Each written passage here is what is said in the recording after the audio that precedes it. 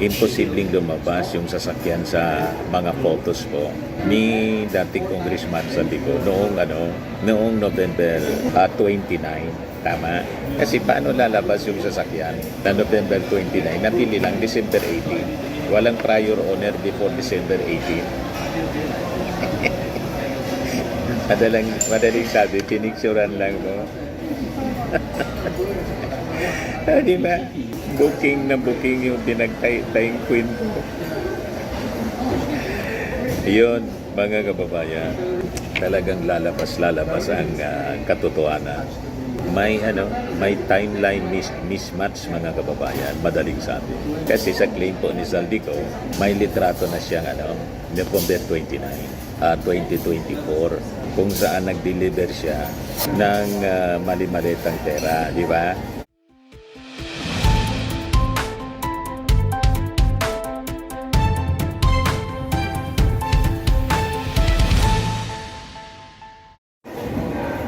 Hello po mga kababayan.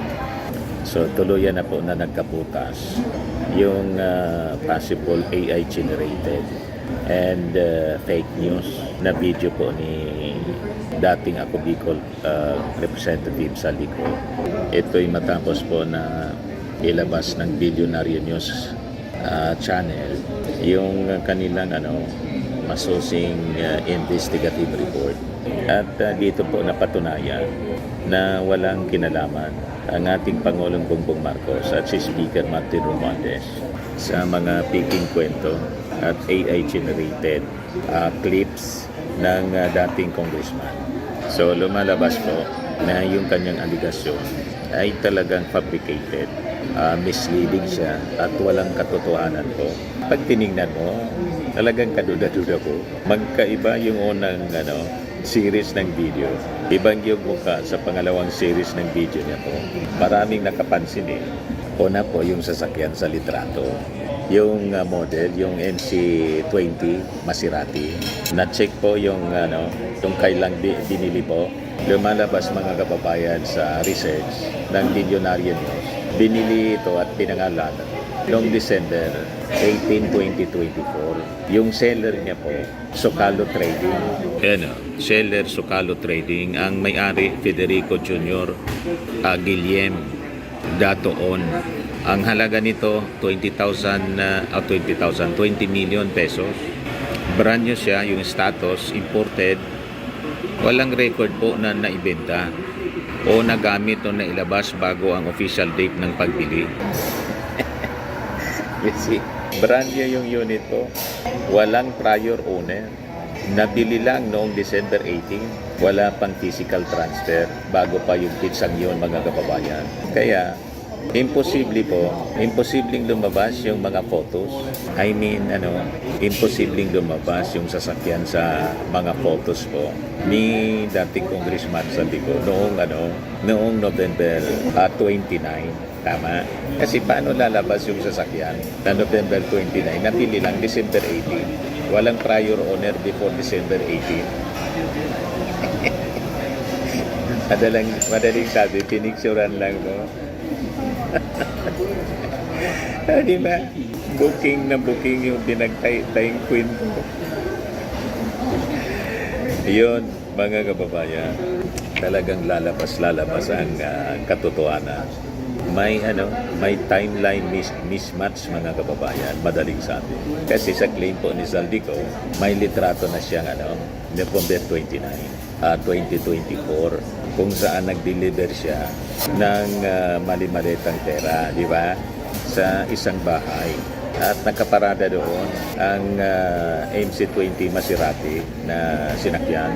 Ngayon, base naman po mga kababayan sa iba pang litrato na may pitsang May 1 at 14, 2024, June 3 and 14, tama, 14. Yan at saka 27, 2024, July 15, 16, at 27 naman 2024, August 18 at 16, 2024, September 16, 2024, October 2, 2024, November 15, 2024, at December 14, 2024. Palagi po mga kababayan na hagip sa background yung sasakyan na sinabing pinaglagyan ng malipalitang basura. Di ba? Ngayon, ang problema mga kababayan, ang sasakyan, yung Maserati, ay documented po na brand new purchase ng Sukali Trading noong December 18, 2024 pa lang. So, paano nangyari yun? Nakargahan, hindi pa man na-purchase. Di ba inconsistent po? May mismatch sa pizza ng paggamit ng brand new na sasakyan sa pizza ng acquisition. So ang ibig sabihin nito po mga kababayan, 4 days before the purchase at pati na rin mahigit 7 buwan before itong mabili yung sasakyan, lumalabas na nasa parehong lugar na raw ang isang brand new unit nito na hindi pa man dapat umiiral sa Pilipinas. So, paano naman nangyari yon, di ba? Logically, impossible po. Kita ninyo? So, malinaw po. Tahi yung kwento. Kasi kung brand new at first release siya noong December 18 pa lang, 2024, hindi dapat ito makikita sa litrato. Mula buwan ng Mayo hanggang early December 2024, tama ba? So ang consistent appearance mga kababayan nitong sasakyan sa mga larawan, bago pa man ito opisyal na dumating, ito'y malinaw po na indikasyon na talagang may mali sa kwento. Mali yung pizza na nasa larawan base doon sa kwento ni dating Congressman Saldico. What? Nahuli po yung kasinungalingan. Nakita ninyo ba? Tapos yun ang gustong paniwalaan ng mga DDS na gustong iupo si Sara sa pagkapangulo. Sabi ko sa inyo, mahilig sila maniwala sa kasinungalingan basta maiupo lang si Sara. Kahit anong kwento, papaniwalaan nila. So, ulitin natin ang documented reality. Natanggap po ng Sukali Trading ang brand yung sasakyan na Maserati. December 18, 2024. Paano nagamit yun ni Saldico na mag-deliver ng limpak-limpak na salapi, mali-mali ng basura sa panahon before yun na mabili. Di ba ba? Paano magamit niya yun? Kasi since brand new na nabili, brand yung binili ang sasakyan noong December 18, 2024, hindi man po pwedeng nandun yung sasakyan sa isang residential area bago pa ito bili ng supplier at i-release. Nagets ninyo po? Walang documents kasi po na nagpapakita showing prior use. Hindi man po ito pre-owned. Hindi man po ito test unit. Hindi man po ito demo car. Ito po kasi ay brand new base sa mga dokumento. Malinaw po? Kaya imposibleng lumitaw ang isang brand new import car sa bahay po before itong binili. Tama? Para lang po itong may picture ka ng bagong refrigerator sa bahay mo noong November. Binili mo lang naman ito noong December. So, hindi pwede mangyari. Di ba? Kaya talagang malinaw. May mali sa kwento. So, pwede tayo mag-conclude na it's either manipulated po yung video o yung litrato. Di ba po? Talagang mali yung naging narrative po ni Saldico. Kasi halata naman po na may nagbigay lang siguro sa kanya ng script para basahin. Hoping na magagatungan po yung ating mga mamamayang Filipino para sa plano nilang destabilization. Di ba? Ngayon, base sa investigation, pinamitan po ng investigative journalism ng Billionaire News. Nag-location check sila. Ang address ng Sukali na may-ari po ng sasakyan ay front row building. Front row building, I mean. Hindi po hindi siya bahay. Ang owner po ng front row, si Sam Bersosa, na ang posisyon mga kababayan, president daw ng Modena Motors Incorporated.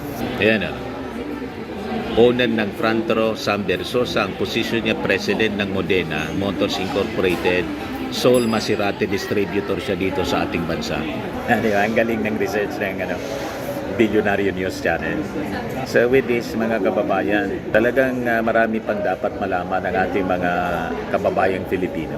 At hindi dapat nagtatapos basta lang mananiniwala sa kwento ng isang tao tulad po ni Saldi, ayaw man umuwi para ma-cross-examine kung totoo ang kanyang mga kwento.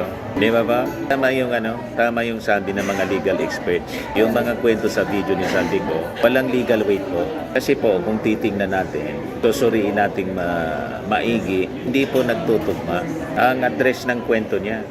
Pati yung context ng mga pahayag ng dating congressman. So, lalong lumilinaw mga kababayan na yung narrative niya po lumalabas sa pinilit lamang na gumawa ng drama gamit ang maling pizza, maling location at posibleng AI generated po na video.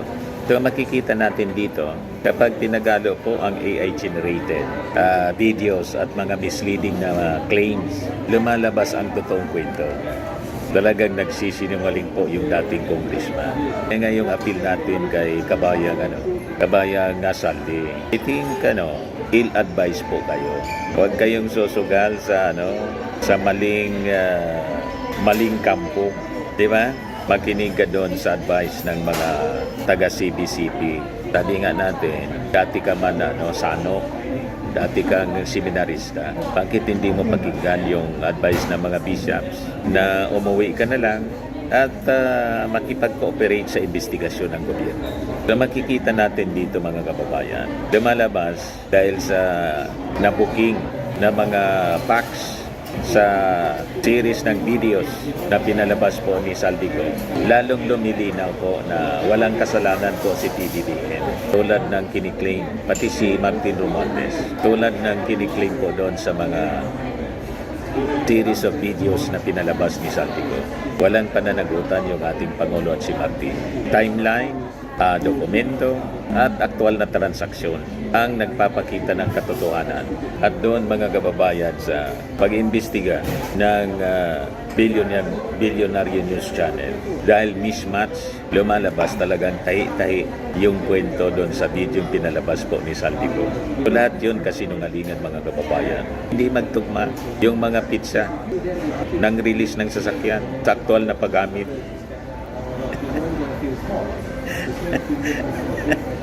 Diba? Nabuking ko. Sabi sa Bible, napakalinaw, nothing concealed which shall not be revealed, or hidden which shall not be made known. Ganun po yun. Kaya ang panawagan natin kay Kabayang Saldi, magsabi ka na lang ng totoo, and the truth shall set you free. Kasi pag naggumawa ka ng tayo-tayong kwento, mabubuking at mabubuking yan.